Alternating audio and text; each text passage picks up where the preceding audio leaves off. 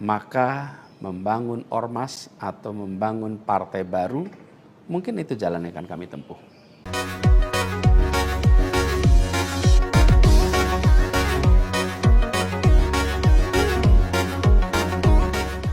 Saya ingin membahas sedikit tentang Bapak Anies Rashid Baswedan. Tetapi sebelum saya melanjutkan pembahasan tentang beliau, marilah kita simak bersama pernyataan beliau beberapa waktu lalu berikut ini. Kemudian ada yang usul supaya saya masuk partai atau bikin partai politik. Nah gini, kalau masuk partai, pertanyaannya, partai mana yang sekarang tidak tersandra oleh kekuasaan? Nah, jangankan dimasuki, mencalonkan saja terancam. Agak berisiko juga bagi yang mengusulkan. Jadi ini adalah sebuah kenyataan nih. Jadi kita lihat aja ke depannya. Apakah lalu akan buat partai politik baru?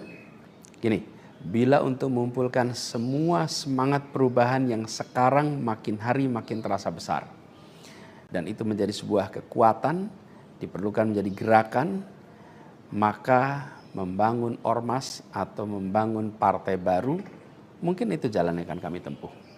Nah, dari banyak pernyataan yang beliau sampaikan sebagai tanggapan atau respon atas tidak jadinya beliau menjadi calon gubernur baik di Jakarta maupun di Jawa Barat,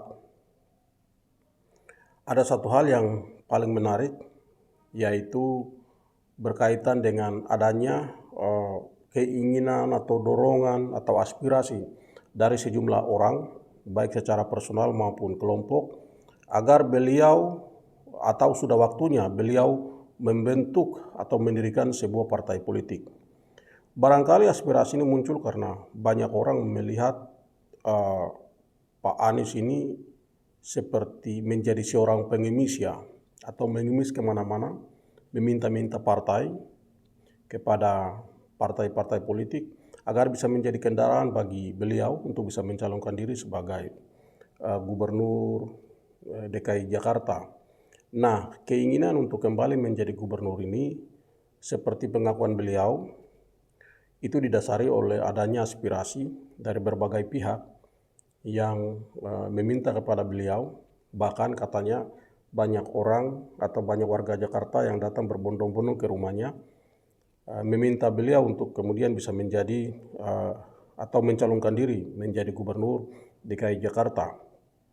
Beberapa waktu yang lalu, sejumlah partai politik, atau saya sebut tiga partai politik yang secara terang benderang menyatakan memberikan dukungan kepada Pak Anies untuk mencalonkan diri sebagai gubernur Jakarta.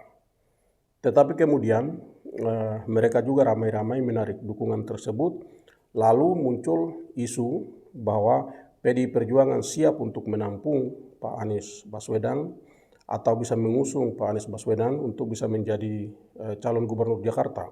Tetapi lagi-lagi rencana itu pun gagal. Lalu yang ketiga, disebut-sebut Partai PDI Perjuangan juga berencana mencalonkan Pak Anies sebagai gubernur di Jawa Barat. Tetapi apakah itu benar atau tidak, beliau sudah menyatakan untuk tidak mencalonkan diri sebagai gubernur di Jawa Barat karena tidak ada aspirasi atau permintaan dari warga Jawa Barat seperti di Jakarta untuk beliau mencalonkan diri sebagai gubernur di Jawa Barat. Menurut penilaian saya ya, merasa kecewa dengan adanya partai-partai politik dan sikap dari partai politik yang saat ini ada ya. Dan beliau melihat partai-partai politik yang ada sekarang ini rata-rata bobrok ya, atau rata-rata tidak menjalankan fungsi partai dengan baik dan benar. Dan beliau juga secara tegas menyampaikan bahwa partai politik dan para pemimpin partai politik itu sebenarnya tersandra dengan berbagai kasus yang mereka miliki, sehingga mereka tidak bisa mengambil keputusan yang independen atau mandiri, selain harus mengikuti keinginan dari penguasa. Karena itu beliau menurut pemahaman saya merasa tidak ingin menceburkan diri ke dalam partai politik yang seperti itu, dan beliau memberikan sinyal ke depan akan mendirikan partai politik. Tentu saja beliau orang yang cerdas ya, kemudian cara berpikirnya sistematis dan rasional. Karena itu pasti hal-hal semacam itu beliau pertimbangkan dan beliau pikirkan. Nah, saya sendiri sebenarnya sudah sangat lama ya, atau boleh saya sebut beberapa tahun lalu menulis di media massa, dan juga saya berpikir sebaiknya Anies Baswedan ini mendirikan partai politik. Karena selain beliau bisa menjadi pemimpin partai politik, karena beliau punya pengaruh yang luar biasa juga ya, perlu diakui. Tetapi juga kemudian partai politik itu bisa menjadi kendaraan untuk mengantar dia menjadi seorang pemimpin, baik pemimpin di level provinsi atau level daerah, tetapi juga pemimpin di tingkat pusat.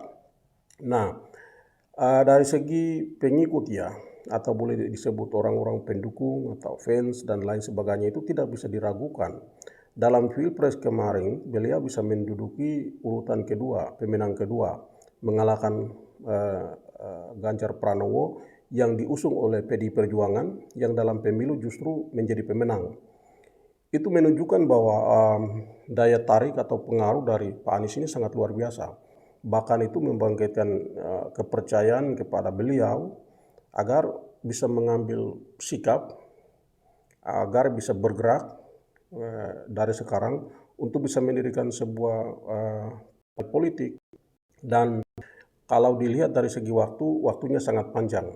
Kalau kita, atau maksud saya kalau Pak Anies Baswedan bergerak atau mulai memikirkan dan mulai bergerak untuk mendirikan partai politik sekarang, maka itu bisa dijadikan kendaraan politik beliau pada tahun 2029. Nah, apakah kemudian nanti harus berkoalisi dengan partai lain atau memenuhi ketentuan parlemen threshold atau dan lain sebagainya, itu sambil jalan bisa saja terjadi, karena dalam politik kita di Indonesia ini selalu banyak kejutan. Seperti kemarin putusan MK ya, yang memungkinkan partai-partai yang tidak mencapai angka 20% juga dipersilakan untuk mencalonkan calon kepala daerahnya masing-masing. Bisa saja hal semacam itu terjadi di Pilpres 2029. Sehingga kemudian nanti ke depan kita punya banyak pilihan partai politik, kita punya banyak pilihan pemimpin, sehingga pada akhirnya kita memberikan kebebasan kepada masyarakat secara bebas untuk menentukan pilihan partai mana yang ingin mereka pilih, kemudian orang siapa yang mereka ingin pilih sebagai pemimpin mereka.